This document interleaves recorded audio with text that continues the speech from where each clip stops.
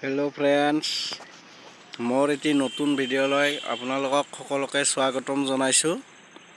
Please মোৰ চেনেলটো subscribe কৰি দিব। মই এতিয়া য'ত থিয় হৈ আছোঁ, ইয়াত মানে বাৰিষা বহুত পানী হয়। এই যে চুইচ গেটখন দেখা পাইছে, এই গেটখনৰ প্ৰায় ওপৰলৈকে পানী উঠি আহে। আৰু এতিয়া মই য'ত থিয় হৈ আছোঁ, এইবিলাক চব পানীৰ তলতে ডুব গৈ থাকে।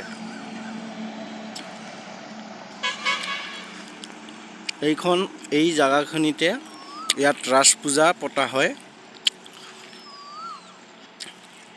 ৰাস পূজা বাৰু আমাৰ অসমৰ সকলোৱে জানে, এটি মহত্বপূৰ্ণ উৎসৱ ৰাসলীলা।